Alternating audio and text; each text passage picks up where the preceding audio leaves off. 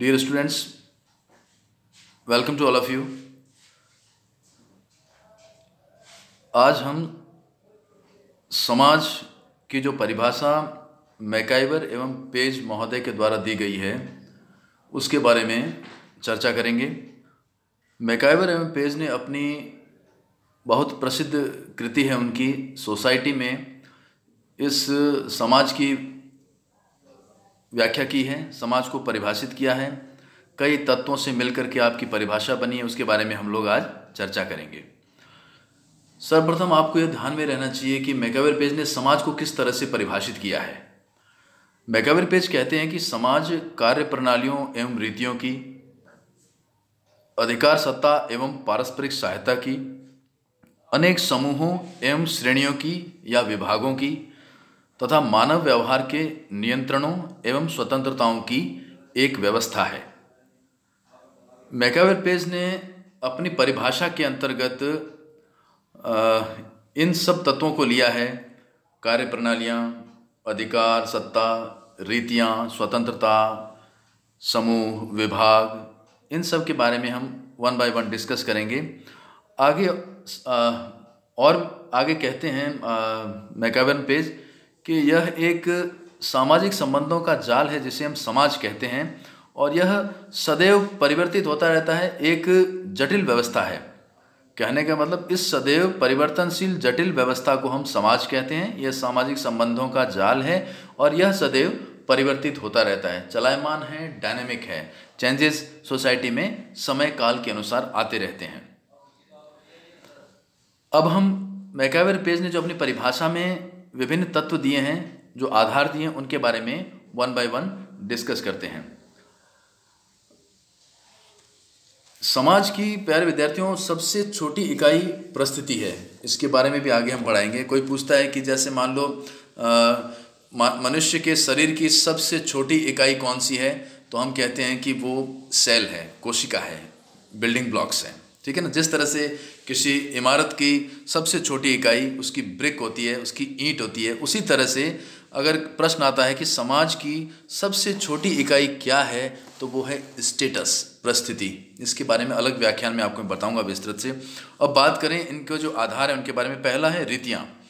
रीतियों से तात्पर्य है समाज के स्वीकृत तरीकों से, समाज के जो मान मर्यादाएं क्या हैं, समाज किस तरह से समाज का खान पान, उठना बैठना, भाषा, बोली, पहनावा, ये सब हैं।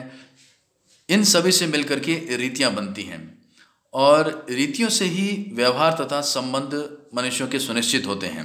तो इस समाज के अंदर प्रत्येक छोटे छोटे भागों के अंदर, श्रेणियों के अंदर समाज जो विभक्त है, उनमें सबकी विशिष्ट रीतियाँ, परंपराएं, उनकी प्रथाएं, त्यौहार पाए जाते हैं। इनके बारे में मैकाइवर पेज कहते हैं। दूसरा, कार्य प्रणालियाँ।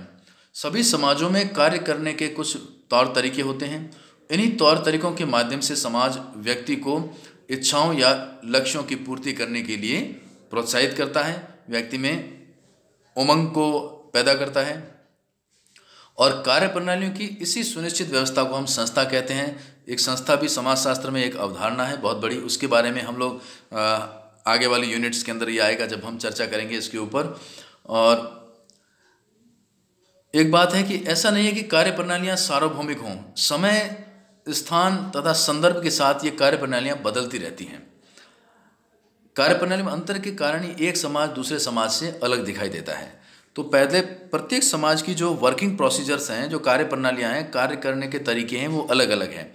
अमेरिकन समाज के अलग हो सकते हैं, भारतीय समाज के अलग हो सकते हैं, यूरोपियन समाज के कार्य करने के तरीके, सोचने विचारने के तरीके अलग अलग हो सकते हैं। अब बात करें तीसरे पॉइंट के बारे में, अधिकार के बारे में। अधिकार, सत्ता, पावर हमेशा हर काल में कोई ना कोई प्राधिकारी रहा है जिसके पास सत्ता रही है, अधिकार रहे हैं। और यहाँ हम समाज के दृष्टिकोण में मैकाइवर पेज कहते हैं कि बिना अधिकार या सत्ता के कुछ व्यक्तियों में या एक व्यक्ति में केंद्रित हुए बिना समाज व्यवस्थित रूप से संचालित हो नहीं सकता है। इसलिए वो कहते हैं कि समाज के सभी क्षेत्रों में अधिकार की एक निश्चित व्यवस्था होती है। जैसे घर में सबसे बड़े जो मुखिया हैं, पिता हों या दादा हों, या गांव के अंदर गांव का मुखिया, प्रधान, सरपंच, और इसी तरह से राज्य में सरकारें, केंद्र में सरकारें, ये सभी के सब अधिकार प्राप्त प्राधिकृत हैं, अथॉरिटी हैं, जिनमें पावर है। और ये इसी अधिकार के कारण, सत्ता के कारण ही व्यक्तियों के व्यवहार अनुशासित और मर्यादित रहते हैं, और व्यक्ति समाज के अंदर मर्यादित होकर के अपना जीवन संचालित करता है, व्यवस्थित रूप से समाज में रहता है, और ऐसे ही समाज का विकास होता है। अब बात करें पारस्परिक सहयोग की। चौथा जो आधार है, बिना सहयोग के समाज के अंदर रहना बहुत मुश्किल है। समाज है तो सहयोग आवश्यक है। छोटी मोटी संघर्ष तो होते रहते हैं, संबंधों में खटाव आना या थोड़ा छोटा मोटा मनमुटाव, छोटे छोटे संघर्ष, ये सब समाज में चलते रहते हैं, कमोबेश चलते रहते हैं। लेकिन मोटे तौर पर समाज के अंदर व्यक्तियों के मध्य पारस्परिक सहयोग, अंतर्निर्भरता, अन्योन्याश्रितता का भाव होना बहुत ज़रूरी है। तभी उनका जीवन सुगम तरीके से, आसान तरीके से वो अपने जीवन पथ को संचालित करने में सक्षम होते हैं। पांचवा वो बात करते हैं मैकाइवर पेज समूह एवं विभाग की या श्रेणियों की। आप कहते हैं समाज एक बहुत बड़ी वृहद अवधारणा है और समाज कोई अखंड व्यवस्था नहीं है। इसके कई छोटे बड़े विभाग, उपविभाग और श्रेणियां पाई जाती हैं, छोटे समूह पाए जाते हैं, इसके अंदर समुदाय पाए जाते हैं। तो कहते हैं कि समाज जो है विभिन्न तरह के समूहों, विभागों, छोटे छोटे समुदायों से, समूहों से मिलकर के बना होता है, और ये समूह तथा विभाग जितने अच्छे से एक दूसरे से संबंध होंगे, समाज उतना ही सुदृढ़ तथा संगठित होगा। अब बात करते हैं मानव व्यवहार के नियंत्रण के बारे में। मैकाइवर पेज कहते हैं कि किसी भी समाज के अस्तित्व के लिए अनिवार्य है कि उसके सदस्यों का व्यवहार नियंत्रित तथा मर्यादित हो। विचलित और अपराधपूर्ण जो व्यवहार है वो समाज के लिए बिल्कुल नकारात्मक होता है और समाज को गर्त में ढकेलने का कार्य करता है। इसलिए मनुष्य का व्यवहार औपचारिक या अनौपचारिक किसी भी माध्यम से नियंत्रित होना जरूरी है। समाज में नियंत्रण के दो प्रकार होते हैं। औपचारिक में जैसे हम कानून है, प्रशासन है, पुलिस है, जेल है, इन्हें लेते हैं। और अनौपचारिक के अंदर इसमें व्यक्ति स्वयं ही समाज के अंदर स्वतः यह समझ जाता है कि मुझे किस तरह से आचरण करना है, व्यवहार करना है, मुझे कैसे रहना है। परंपराएं होती हैं, समाज की प्रथाएं होती हैं, रीति रिवाज होती हैं, धर्म है, सामाजिक मानदंड हैं, उनके अनुसार व्यक्ति अपना व्यवहार को ढालता है, ऐसा व्यवहार लोगों के साथ करता है, तो मर्यादाएं बनी रहती हैं, समाज के अंदर नियंत्रण बना रहता है। अंतिम जो तत्व है मैकाइवर पेज का वो है स्वतंत्रता। समाज के अंदर व्यक्ति को पर नियंत्रण भी जरूरी है, लेकिन उसे अपने जीवन को अच्छा बनाने के लिए, अपने जीवन की उन्नति करने के लिए, उसके विकास के लिए उसे कुछ स्वतंत्रताएं भी दी जानी चाहिए। आज़ादी व्यक्ति को, जैसे वर्तमान संदर्भ में संवैधानिक दृष्टिकोण से बात करें तो व्यक्ति को बोलने की, आने जाने की, व्यवसाय करने की, नाना प्रकार की संविधान भी हमें आज़ादी देता है।